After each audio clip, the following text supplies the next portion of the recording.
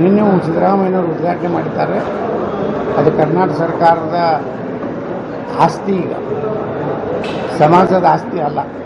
ಮುಗೀತು. ನಿನ್ನೆಗೆ ನೀವು ಮೂರ್ತಿ ಕೊಟ್ಟಿರಿ ಅಟ್ಟೆ ಸಮಾಜದಿಂದ, ಅದೆಲ್ಲ ಸರ್ಕಾರದ ಐತದು. ಅಲ್ಲಿ ಯಾರದೇ ಅಧಿಕಾರ ನಡೆಯೋದಿಲ್ಲ. ಅದಕ್ಕೆಲ್ಲ ಕರ್ನಾಟಕ ಸರ್ಕಾರದ ಇರ್ತದೆ. ಹೋಗಿ ಪೂಜೆ ಮಾಡ್ಲಿಕ್ಕೆ ಎಲ್ಲರಿಗೂ ಅಧಿಕಾರ.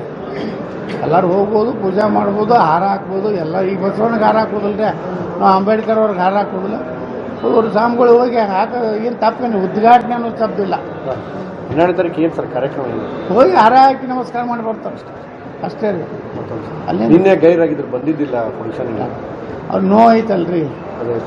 ಸಮುದಾಯದ ಮೇಲೆ ಲಾಠಿ ಪ್ರಹಾರ ಮಾಡಿದ್ದು ನೋವಿದೆ. ಮತ್ತು ಸಮುದಾಯದವರೆಲ್ಲ ಹೋಗ್ಬೇಡತ್ತನಂತವ್ರು ಭಾಳ ಜನ ಹೇಳ್ಯಾರ. ಅವ್ರ ಸಮುದಾಯ ಸಲುವಾಗಿ ಹೋರಾಟ ಮಾಡಕತ್ತಾರ. ಕೇಸ್ ಅಂತೂ ಅವರು ಮಾಮೂಲಿ ಬಿಡ್ರಿ. ಅವ್ರು ಏನು ಕೇಸ್ ನಮ್ಮ ಮ್ಯಾಗೂ ಹಾಕ್ಯಾರ. ವಾಪಸ್ ತಕ್ಕೋದು ಕೇಳಬಾರ್ದು. ನಾವು ನ್ಯಾಯಾಂಗದಿಂದನೇ ಗೆದ್ದು ಬರಬೇಕು.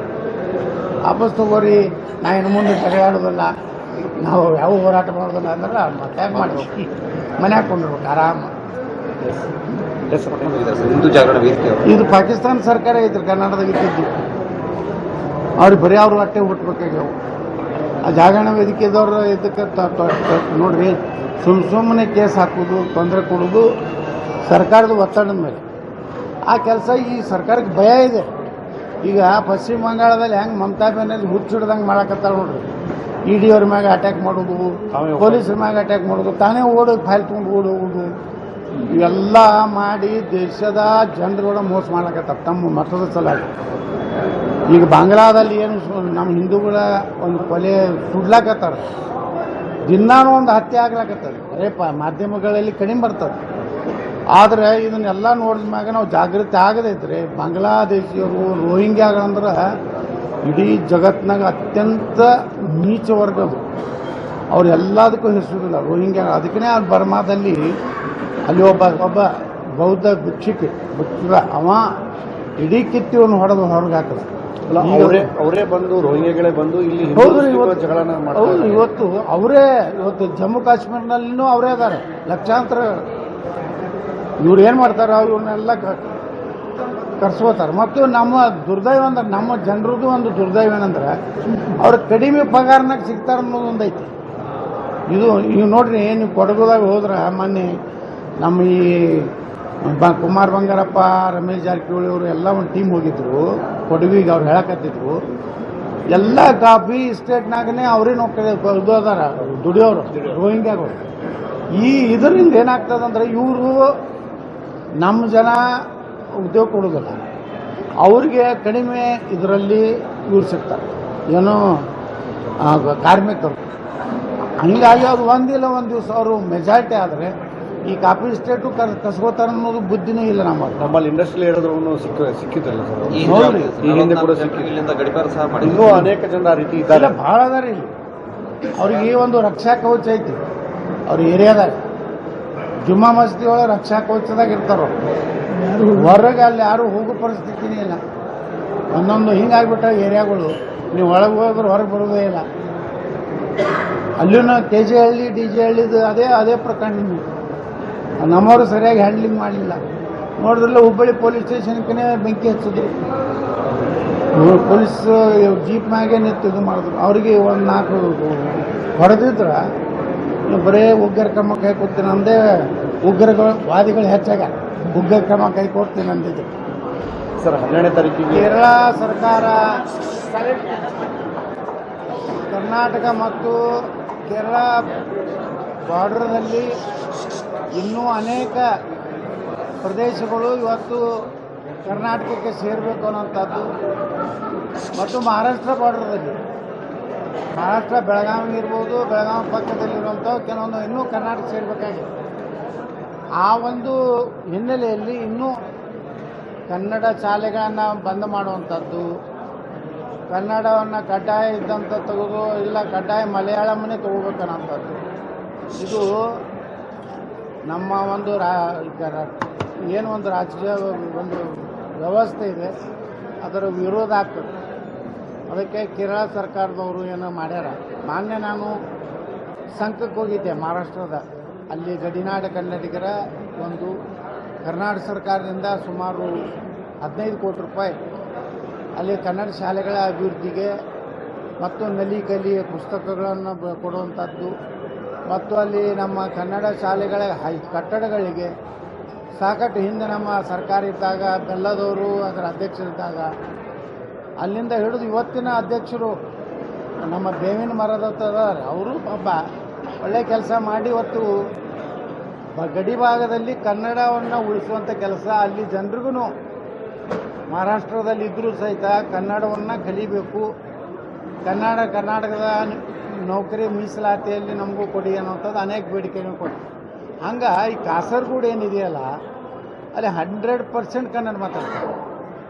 ಅವ್ರಿಗೆ ತಮಿಳಂಬೆ ಬರಲಾರ್ದಂಥವ್ರು ನಾನು ಕಾಸರಗೋಡು ನಮ್ಮ ಕರ್ನಾಟಕ ಸೇರಬೇಕು ಅನ್ನುವಂಥದ್ದೇ ಇನ್ನೂ ಆ ಗಡಿ ವಿವಾದ ಮುಗಿದಿಲ್ಲ. ಎಲ್ಲಿವರೆಗೆ ಗಡಿ ವಿವಾದದ ಶಾಶ್ವತವಾದಂಥ ಒಂದು ರೇಖೆ ಎಲ್ಲಿವರೆಗೆ ಹಾಕೋದಿಲ್ಲ. ಕೇರಳ ಸರ್ಕಾರ ಏನು ಇವತ್ತು ಮಾಡಿದೆ, ಇದು ತಪ್ಪು ಮಾಡಿದೆ, ಅದನ್ನು ಪ್ರತಿಭಟನೆಯಿಂದ ರಾಜ್ಯ ಸರ್ಕಾರ ಮಾಡಬೇಕು. ಇದನ್ನು ಕೇರಳ ಸರ್ಕಾರಕ್ಕೆ ಈ ರೀತಿ ನಮ್ಮ ಕನ್ನಡಿಗರಿಗೆ ತೊಂದರೆ ಕೊಟ್ಟರೆ ಕೇರಳದವರು ಇಲ್ಲಿ ಭಾಳ ಸಾಕಷ್ಟು ಜನ ಅದಾರ. ಕೇರಳದವರು ಇಲ್ಲಿ ಜೀವನ ಮಾಡ್ತಾರೆ. ಅವರು ನಮ್ಮ ಬೆಂಗಳೂರಿನಲ್ಲಿ ಅವರು ಎಲ್ಲ ಆಸ್ಪತ್ರೆಗೆ ಹೋದ್ರೆ ಕೇರಳದವರೇ ಸಿಗ್ತಾರೆ. ಅವ್ರಿಗೂ ತೊಂದರೆ ಆಗ್ತದೆ. ಯಾಕಂದರೆ ಭಾಷಾ ಒಂದು ವ್ಯವಸ್ಥೆಯಿಂದ ದೇಶದ ಒಂದು ಆಂತರಿಕವಾದಂಥ ರಾಜ್ಯಗಳೇನದೋ ಅವು ಗಲಾಟೆಗೆ ಕಾರಣ ಆಗಬಾರ್ದು. ಅದಕ್ಕೆ ಕೇರಳದ ಸರ್ಕಾರ ಏನು ಅದನ್ನು ಇವತ್ತು ಕಡ್ಡಾಯ ಮಾಡಿದ್ದಾರೆ ವಾಪಸ್ ತಗೋಬೇಕು, ಯಥಾಸ್ಥಿತಿ ಮುಂದುವರಿಸಬೇಕು ಅನ್ನೋಂಥದ್ದು ಕರ್ನಾಟಕ ಸರ್ಕಾರ ತೀವ್ರವಾದಂಥ ತನ್ನ ಅಬ್ಜೆಕ್ಷನನ್ನು ಕೇರಳ ಸರ್ಕಾರ ತಿಳಿಸ್ಬೇಕು. ಇಲ್ಲಾಂದರೆ ಅವ್ರು ಏನು ಮಾಡ್ತಾರೆ ಅದಕ್ಕೆ ನಮಗೂ ಅಧಿಕಾರ ಇದೆ. ಅದಕ್ಕೆ ಅಲ್ಲಿ ನಾಳೆ ನಾವು ಅದನ್ನು ಇಂಪ್ಲಿಮೆಂಟ್ ಮಾಡುವಂಥ ಒಂದು ಸುಮ್ಮನೆ ಗಡಿ ವಿವಾದವನ್ನು, ಒಂದು ಭಾಷಾ ವಿವಾದವನ್ನು ದೇಶದ ಶಾಂತಿ ಸುವ್ಯವಸ್ಥೆಗೆ, ನಮ್ಮ ದೇಶದ ಒಂದು ಸಹೋದರತ್ವಕ್ಕೆ ಯಾವುದೇ ರೀತಿ ತೊಂದರೆ ಆಗಬಾರ್ದು ಅಂತೇಳಿ ನಾನು ಆಗ್ರಹ ಮಾಡ್ತೀನಿ. ನೋಡ್ರಿ, ಪಶ್ಚಿಮ ಬಂಗಾಳ, ತಮಿಳುನಾಡು ಎಲ್ಲ ಕಡೆ ಈ SIR ಮಾಡ್ಲಕತ್ತಾನ ಹಿಡಿದು ಇವರೆಲ್ಲ ತಾಯ್ಗಂಡ್ರು ದೇಶದ್ರೋಹಿಗಳು. ಈ ದೇಶದ ಅನ್ನ ತಿಂತಾರೆ. ಪಾಕಿಸ್ತಾನ, ಬಾಂಗ್ಲಾದೇಶ ಪರವಾಗಿ ಇವತ್ತು ಇಲ್ಲಿ ಉಗ್ರ ಚಟುವಟಿಕೆಗಳಿಗೆ ಎಲ್ಲ ಸಪೋರ್ಟ್ ಮಾಡ್ತಾರೆ. ರೋಹಿಂಗ್ಯಾಗಳು ಇದು ನಮ್ಮ ದೇಶಕ್ಕೆ, ನಮ್ಮ ಸನಾತನ ಧರ್ಮಕ್ಕೆ ಭಾಳ ದೊಡ್ಡ ಕೂತಿದೆ. ಅದಕ್ಕೆ ಇವ್ರನ್ನ ಎಲ್ಲ ಕಡೆ ಎಲ್ಲೆಲ್ಲದಾರು ಇವ್ರನ್ನ ಹೊರಗೆ ಹಾಕೋ ಕೆಲಸ ಆಗಲೇಬೇಕು. ಅದಕ್ಕೆ ಇವತ್ತು ಬೆಂಗಳೂರಿನಲ್ಲಿ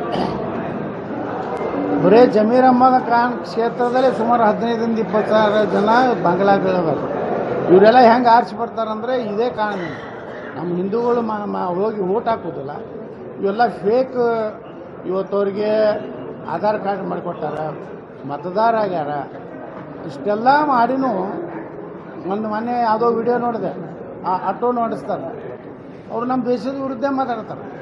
ಅಂಥ ಕಾಲದಲ್ಲಿ ಇದನ್ನೆಲ್ಲ ಸ್ಕ್ರೀನಿಂಗ್ ಮಾಡಿ, ಈಗ ಹೆಂಗೆ ಅಸ್ಸಾಮದಲ್ಲಿ ಕ್ಲೀನ್ ಮಾಡ್ಲಕತ್ತಾರಲ್ಲ, ಪೂರ್ತಿ ಅಸ್ಸಾಮದಲ್ಲಿ ಎಲ್ಲ, ಪಶ್ಚಿಮ ಬಂಗಾಳದಲ್ಲಿ ಎಲ್ಲ ಬಾಂಗ್ಲಾದೇಶನ ಹೊರಗೆ ಹಾಕ್ಲಕತ್ತಾರಲ್ಲ, ಹಂಗೆ ಕರ್ನಾಟಕದಲ್ಲಿ ಆಪರೇಷನ್ ಅವಶ್ಯ ಇದೆ. ಮುಂದಿನ ದಿವಸ ನಾನು ಈಗಾಗಲೇ ಬಿಜಾಪುರ ಸಿಟಿ ಒಳಗೂ ಸುಮಾರು 15-16 ಸಾವಿರ ಬೋಗಸ್ ಓಟಿವೆ. ಅದನ್ನು ಇವತ್ತು ನಾನು ಮೊನ್ನೆ DC ಅವ್ರಿಗೆ ಹೋಗಿ 16,000 ಹೆಸರು ಸಹಿತ ಕೊಟ್ಟು ಬಂದೀನಿ. ಅವ್ರೇನು ಹೇಳಿದ್ರು DC ಅವ್ರಿಗೆ, ಇಲ್ಲ ಸರ್ ಇನ್ನೊಂದು ತಿಂಗಳಲ್ಲಿ ನಾವು SIR ಚಾಲೂ ಮಾಡ್ತೀವಿ, ಅದರಲ್ಲಿ ತಾನೇ ಕ್ಲೀನಪ್ ಆಗ್ತದೆ ಅಂತ ಹೇಳಿದ್ದಾರೆ.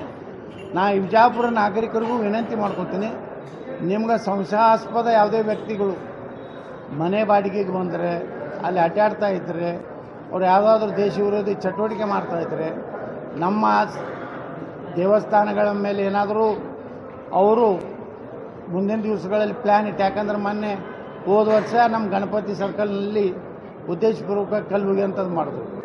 ಈ ರೀತಿ ಏನದಾರ ಅದು ನಮ್ಮ ನಾಗರಿಕರು, ನಿಮ್ಗೆ ಧೈರ್ಯ ಇರಲಿಲ್ಲ ಅಂದರೂ ನಮ್ಮ ಏನು MLA ಆಫೀಸದು ವಾಟ್ಸಪ್ ಇದೆ, ವಾಟ್ಸಪ್ಪಿಗೆ ನೀವು ಎಲ್ಲೆಲ್ಲಿ ಸಮಸ್ಯೆ ಇದೆ ಅನ್ನೋಂಥದ್ದು ಮಾಹಿತಿ ಕೊಟ್ಟರೆ ನಾವು ಅದನ್ನು ಸರಿಯಾದಂಥ ನಮ್ಮ ಪೊಲೀಸ್ ಇಲಾಖೆಗೆ ತಿಳಿಸಿ ಅಂಥವ್ರನ್ನೆಲ್ಲ ಐಡೆಂಟಿಫಿಕೇಷನ್ ಮಾಡಿ ನಾವು ಹೊರಗೆ ಹಾಕಲೇಬೇಕು. ಹಾಕದೇ ಇದ್ದರೆ ಭಾರತ ಉಳಿಲಿಕ್ಕೆ ಸಾಧ್ಯ ಇಲ್ಲ. ಅಂಥ ಒಂದು ಭಯಾನಕ ಪರಿಸ್ಥಿತಿ ಇವತ್ತು ದಿಲ್ಲಿಯಲ್ಲಿ ನೋಡ್ತಾ ಇದ್ದೀವಿ, ಕಲ್ಕತ್ತಾದಲ್ಲಿ ನೋಡ್ತಾ ಇದ್ದೀವಿ. ಇವತ್ತು ಬಿಜಾಪುರನೂ ದೂರಿಲ್ಲ. ಅದಕ್ಕೆ ನಾವು ವಿನಂತಿ ಮಾಡ್ಕೊಳ್ತೀವಿ. ಸರಿ ಸರ್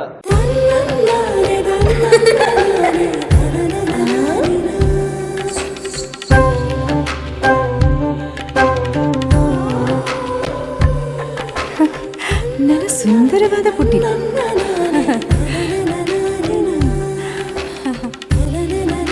ಪಾಪಾ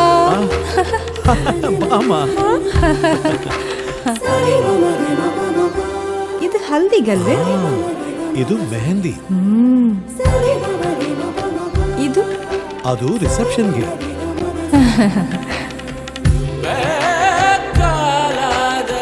ಇದು ಯಾವುದಕ್ಕೆ?